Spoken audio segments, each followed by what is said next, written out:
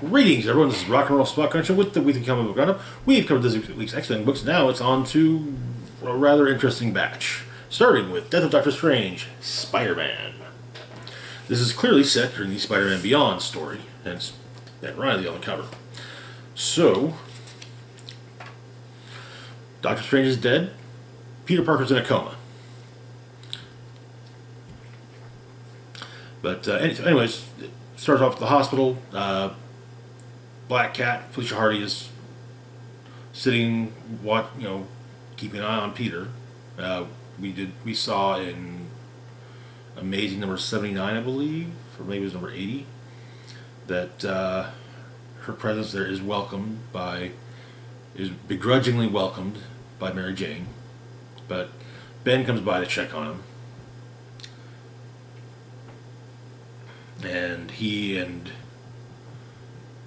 Felicia have some heated words. Felicia's not happy with Ben at all. But an astral message appears for Spider-Man. Apparently there are tasks which, in the event of his death, Doctor Strange wants Spider-Man to take care of. So they go to the sanctum. The issue is interspersed with images of a cleaning lady in an office building. But Wong gives Spider-Man the list of things to do. It's a list of various chores. Ensure that the Gator Shaman has not discarded the treaties in the Doctor's absence.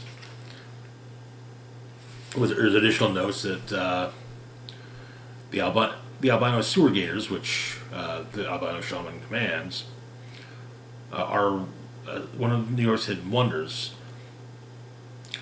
It turns out that the reason that Doctor Strange battles the shaman is to keep them secret, because they're a mystery, and if, say, a member of the Kravinoff family were to learn their existence, that would be one less mystery in the world.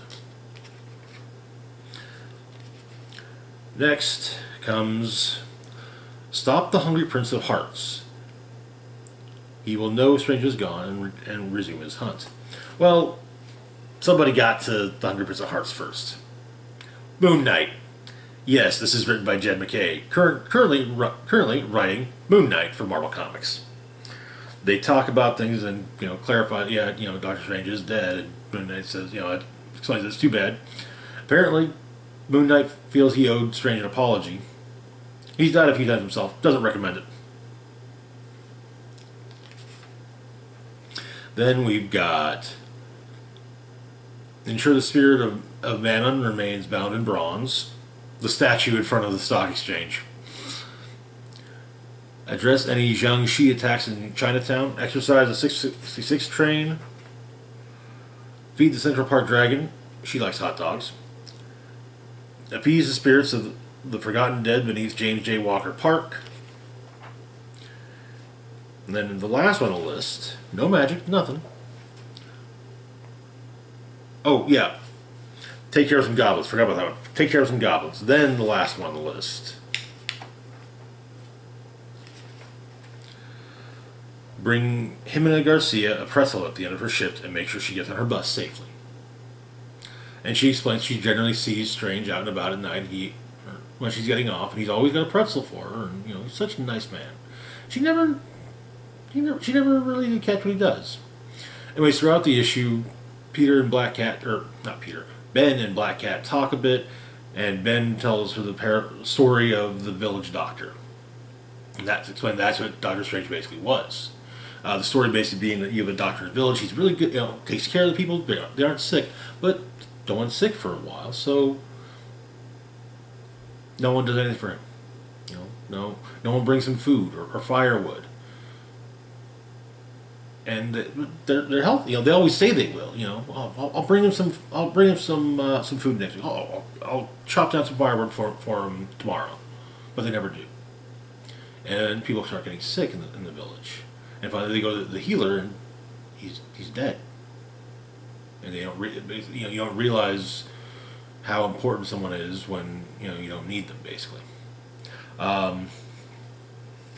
But it's also noted that while Felicia's tagging along with Ben, she's got her boys keeping Peter company. Because I don't think Jed McKay could have been convinced to not somehow include them in the issue. But Felicia reluctantly agrees that, yeah, Ben is, for the moment, Spider-Man. But she tells him she will get Peter out of that bed. And, well, to be fair, the response that Ben has is perfect. I always thought you were was getting him into. She cuts him off, obviously, but yeah. As she leaves, she says, "See you around, Spider-Man." But it should be noted, it's very clearly not with the same affection that she would say, "See you around" to Peter. For one thing, she calls Ben Spider-Man. She calls Peter Spider. So, yeah. It's the little things. But, yeah. And, yes, Felicia will be showing up more and beyond as well. So, yeah. Anyway. This is a really fun, little one-shot. I feel like you could easily slip this into the Spider-Man Beyond timeline with no problem. I also understand why it's not marked as being part of Beyond as well, just because the corporation isn't really involved in the issue. So, and the focus is much more on Ben and Felicia's team up than Ben, the Spider-Man from the corporate Spider-Man. Which brings us to our next book. We've got Death of Doctor Strange, White Fox. White Fox is a Korean superhero. She's the last Kumiho. So, that's her shtick. The issue opens in South Korea. In fact, most of it's set in South Korea. A village is being massacred by a Kumiho.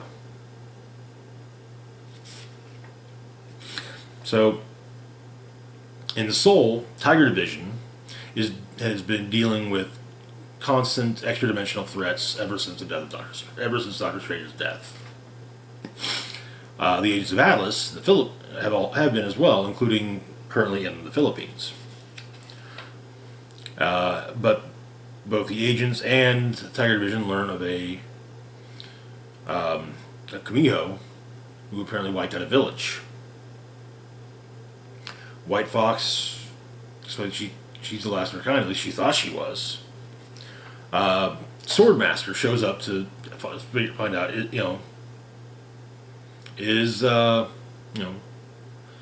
he knows it's not White Fox, but Jimmy Woo's doesn't know that for certain, wants him to find out. So they're going to go figure out what's going on with the village.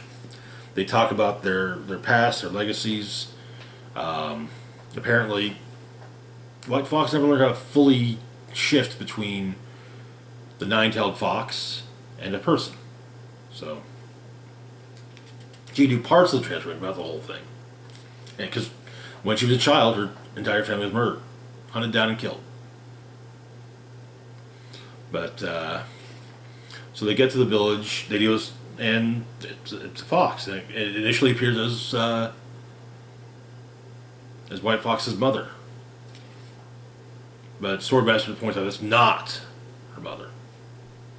And also, another art that's going on is that Swordmaster's unsure of, if he's really worthy to be the Swordmaster, and he's always terrified that he's going to learn that his father and brother are dead.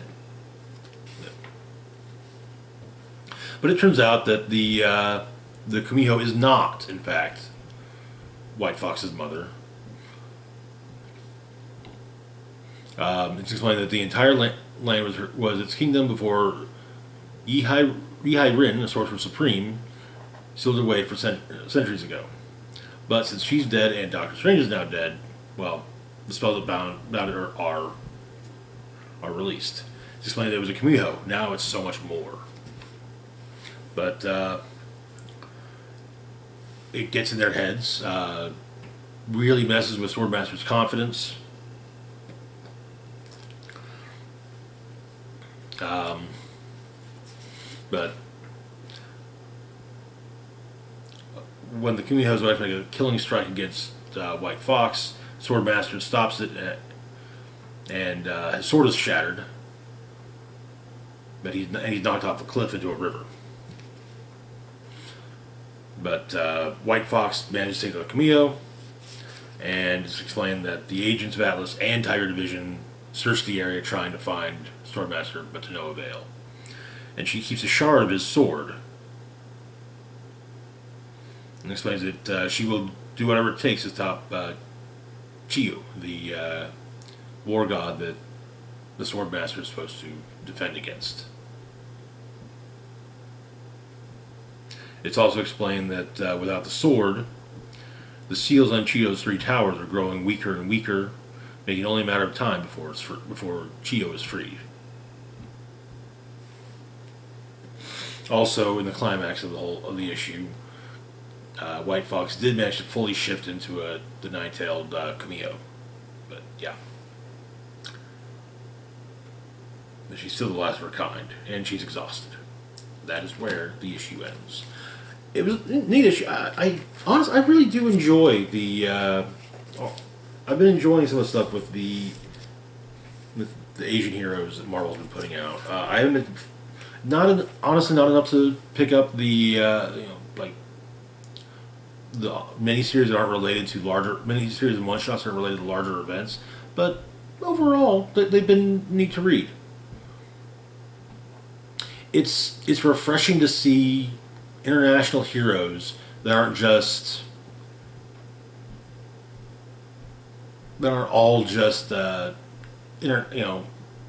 international version of of well-known Western hero, well-known American superhero. So yeah, there are some of that. Teguki is to a point a bit like is basically Captain Korea. But not all of them are like that. So not all of them have.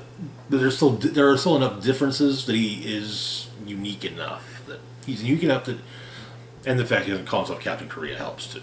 So, but yeah. Anyway, moving on to our next book, we've got Darkhold, Black Bolt. This was an interesting one, and to be fair, most of the Darkhold one shots so far have been interesting. That Iron Man was still disturbing, very disturbing. But that's what body horror is supposed to. That's what body horror is supposed to be. Anyway, so Black Bolt comes to on a prison planet. He's got snippets of memories, trying to remember. The court physician telling him that his brother Maximus was attempting a coup and planned to disguise himself as one of Black Bolt's ministers. And he's remembering bits and pieces. He's trying to make his way to the supply shell drop-off point, figuring if anything he wants some supplies there, and maybe that would be a good place to just kind of set up camp. But it turns out, in the memories, it's revealed that there was a contingency made so that Maximus couldn't pull off his plan. A memory scanner. It randomly selects memories from the person to say, "Oh, yes, this is clearly that person."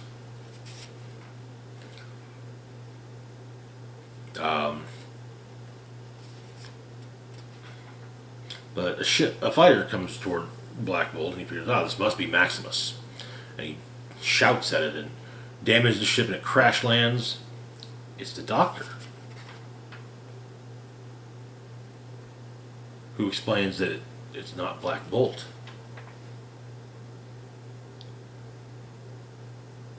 He's Maximus.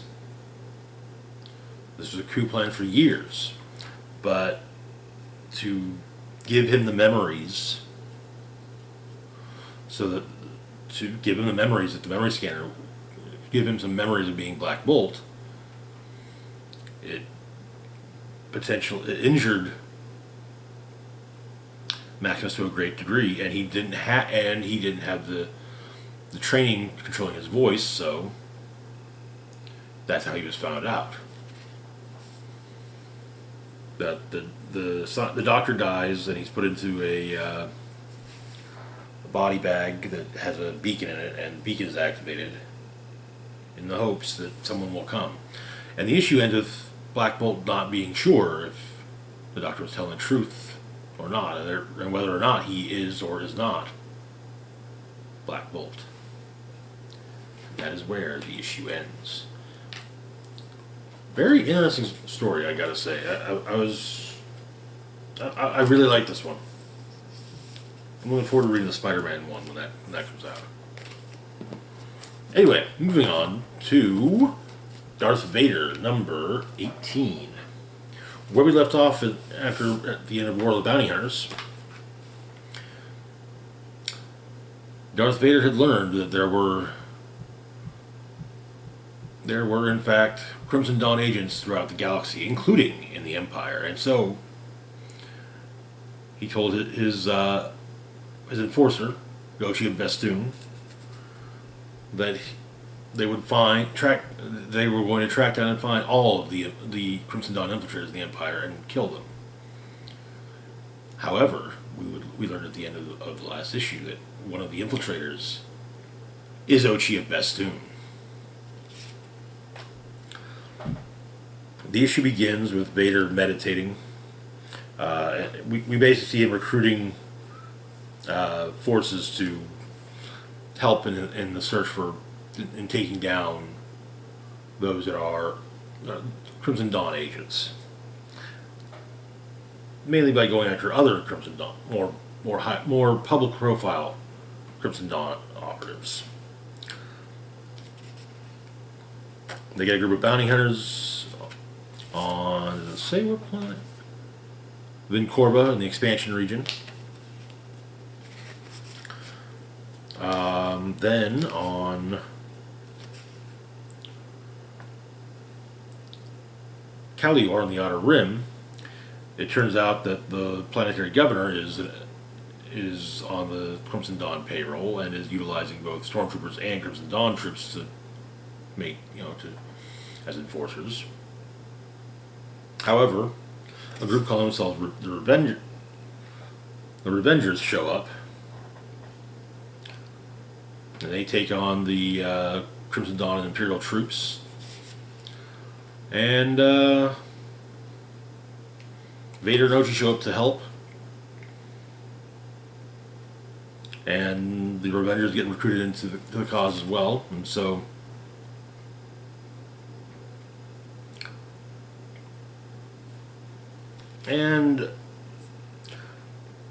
Ochi compliments Vader on how he hires expendable assets, to which Vader replies that everyone's expendable in the name of order. The issue ends on Polis Massa. Now, Polis Massa might not be the most familiar name in the Star Wars universe unless you've really paid attention to a lot. It might not even have been named in the movies. I think it was named in the novelization of Episode 3. The Polis Massa is where Luke and Leia were born as Padme died. It's in shambles, and someone has shown up looking for something. She finds a hologram of Padme saying, "There's good in Anakin. There's still good in Anakin." This mysterious arrival is Sabe, one of Padme's former handmaidens, who explains to one of the medical droids that she's looking for Vader. Turns out Sabe is working for Crimson Dawn, and when she's asked what she'll do when she finds Vader, well, we'll see. That is where the issue ends. This is definitely some interesting things that occurred between Empire and Jedi, I gotta say. I was actually mentioning that this is probably one of my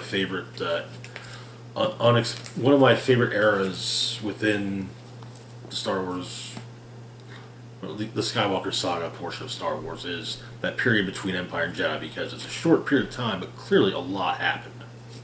So, Anyway, moving on to our next book, we've got Bounty Hunters, number 18.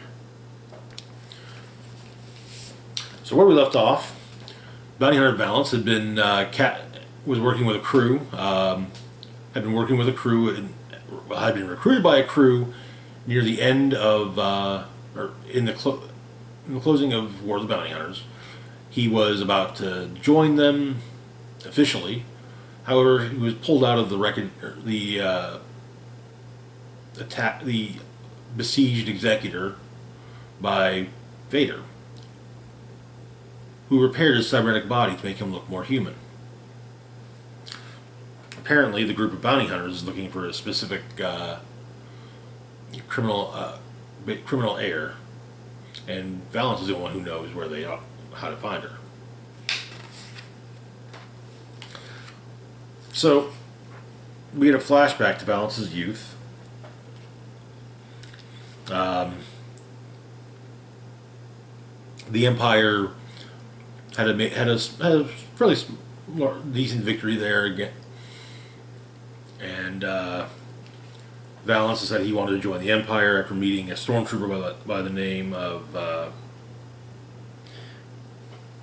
Captain Sinoli.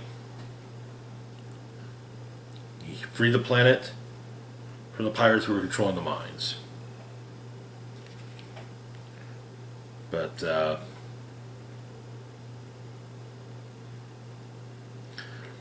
Vader explains that, yeah, he restored Valance, and Valance will work for him. And things are even set up in such a manner that Valance does not have his actual physical heart anymore. It's been removed, as being kept in a tube. But he also, his cybernetics have all been upgraded too. So, of course, he uses his hand blaster to shoot at Vader, but Vader slices him into pieces with his lightsaber and orders Valance to be repaired. Our bounty hunter crew, they're trying to figure out what to do next because the only lead they had was Valance, and well, as far as I know, Valance is dead now. So they gotta figure what the hell they're gonna do. And not knowing what to do next is kind of making everyone a little on edge. But they're in a cantina when some ruffians show up, and well, the crew goes after them. Valance is once again restored. Things are explained. His past has gone back over. The bounty hunter crew takes on the would-be stick-up artists, including the still healing Bosk, and Tonga's wife Losha kills one of the would-be thieves, and she actually kind of liked being involved in the action. And Tonga explains that's not what he wanted. He didn't want her fully involved in this life. And she's like, yeah, but what else is I supposed to do? But it turns out that also Vader makes a deal with Valance, basically saying, hey, there's a crew going after this girl, the person you're protecting, which is fine. They amongst your memories is of course the rebel base they're hiding on. If you help me out with finding the Crimson Dawn agents within the Empire, well, then yeah, that rebel base won't be turned to slag. If not, I'll lead. It's kind of implied that if you don't, I will lead the assault personally, and the person you're protecting there, I will make sure to kill myself. So yeah, because Vader. So he's recruited into Dark Squadron, a TIE squadron which appears to be using TIE Defenders. So a TIE Defender has the spherical cockpit of a TIE fighter, but rather than the whatever they are like this, you've got three, and they're slanted. They're kind of like outwardly facing versions of the TIE Interceptor solar panels, and there are three. One on the top, two kind of on the lower to the sides. But it turns out that Oshi's the leader, is leading Dark Squadron, and their first target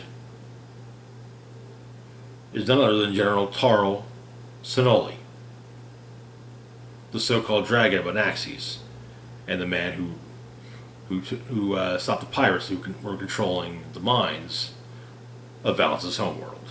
And that is where the issue ends. A very it's that kind of neat seeing more of Valence's origin. Like I said, honestly, I probably read some of the old '80s Star Wars books with Valance back when I was a kid. Probably, but I like that they brought him back, and I like that we're getting some of his origin. And I'm sure that if I probably went back to previous issues into back pre World of Bounty Hunters issues of Bounty Hunters, I would probably get quite a bit more. So anyway, moving on to our last book for the moment, we've got Magic the Gathering, Master of Metal. It's Tezzeret. And unlike the single issues of the series, this does not have a Planeswalker, a Spark variant cover. So yeah, but basically, it was kind of hinted that in the last issue of Magic that Tezzeret was kind of the mastermind behind bringing Merit Lodge to Ravnica. And so we get a story with him talking about his past, and, we get sketches of Hedrons, but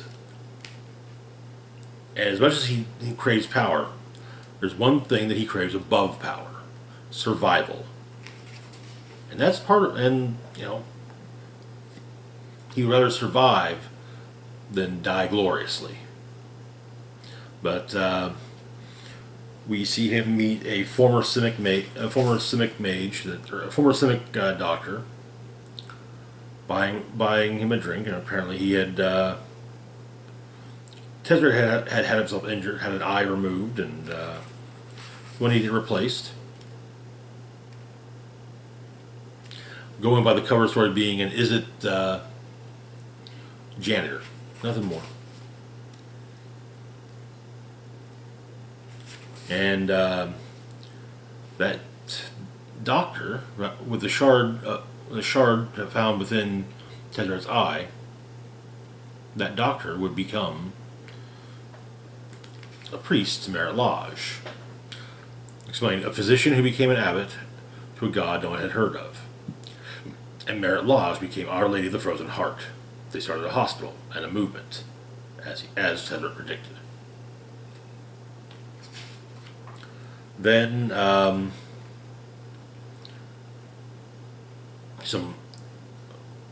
Tezzeret prevents a group of clanless thugs from attacking Jace Beleren.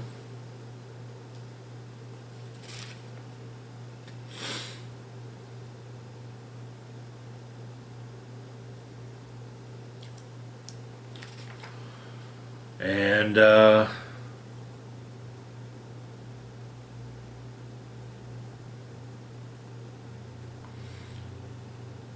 turns out that they're members of. Apparently, they were going after. He ended up foiling one of the cult's earliest attempts on Jace.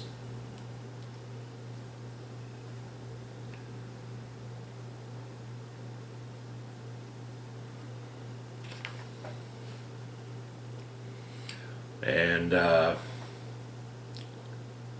Tezzeret leaves a surveillance probe to keep an eye on Jace. On Strixhaven,